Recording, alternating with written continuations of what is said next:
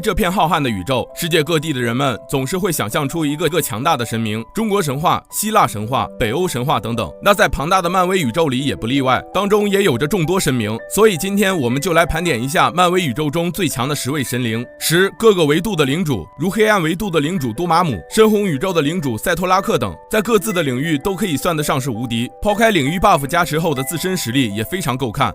观察者，观察者不是单指某一人，而是一个种族，平常就静静地看着宇宙中所发生的一切，并且号称从不插手干预，只观察。然而实际情况是他们经常会出手干涉，因而常常被观众们所吐槽。这个角色也已经在漫威电影中多次亮相了。漫威动画剧集《假如》就是以观察者的视角所讲述的故事。观察者们的能力虽然算不上有多逆天，但对于他们所观察的单个宇宙来说绝对够用。而且要是他们运用所有的知识，使出自己的全力，整体排名还要再上一个档次。只不过这样也就违背他们的初衷了。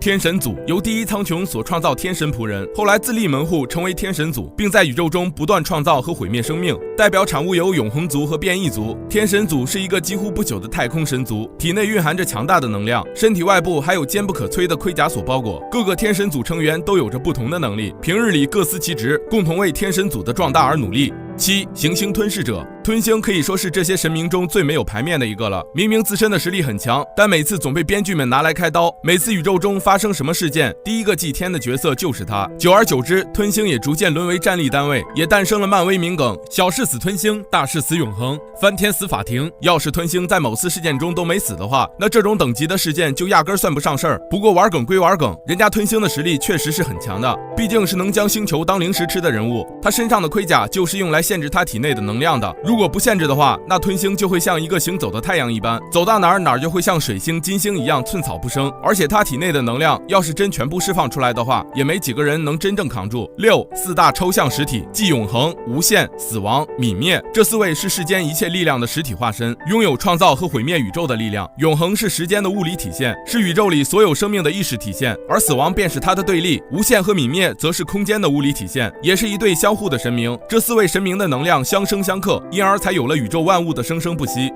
生命法庭，它是全能宇宙的裁决者，对所有宇宙中的所有生命负责，并承担着监督和维护所有宇宙平衡的重任。目前的漫威影视作品中也已经有了生命法庭的出现，虽然只是一个雕像，它的具体形象为一个庞大的金色巨人，头部有着3张脸，分别为平等、需要、复仇。3张脸代表着宇宙3要素的3位一体。生命法庭是多元宇宙中无所不能、无所不知、无所不在的最强存在。纵观全部漫画内容，它也只输给过超越神族以及获得宇宙之心或现实控制器这类 bug 级道具的灭霸。它甚至能够凭借自己的意志削弱无限宝石的力量。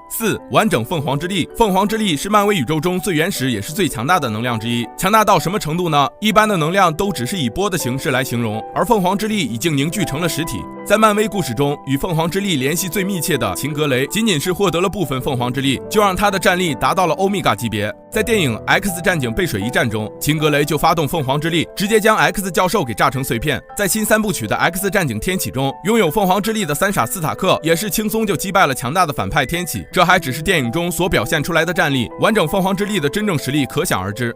超越神族，其中的代表角色为超越者，曾经轻而易举的就击败了宇宙中的各路神明。永恒、无限这些人在他眼里就如同蝼蚁一般弱小。超越者仅凭意念就能随意操纵现实，创造或毁灭一颗星球对于他来说就在一念之间。而实力已经如此逆天的超越者，还仅仅只是超越神族中的一个小屁孩，足以可见这个种族的实力有多强。后来漫威的编剧们可能也觉得他们的设定过于失衡了，所以对超越者及其种族有着一定程度的削弱。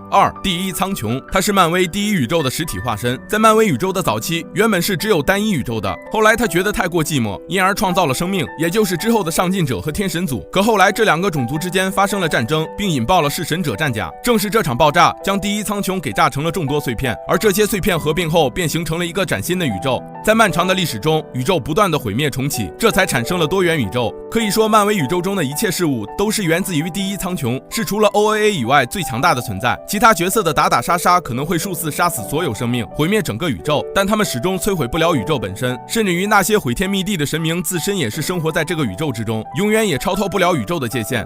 OAA 全称为 One Above All， 即在所有事物之上，无所不能。光用文字描述可能会觉得空洞，但打个比方就很好理解了。如果说生命法庭、超越者这些是漫威宇宙的编剧，拥有随意操纵改写宇宙的能力。那 OAA 就像是漫威的投资人，如果没有资金支持漫威运转，那么漫威这块招牌也将不复存在。而 OAA 便是这样的角色，正是因为有了它，才慢慢有了其他的一切。所以这样的一位角色，自然是当之无愧的最强神明。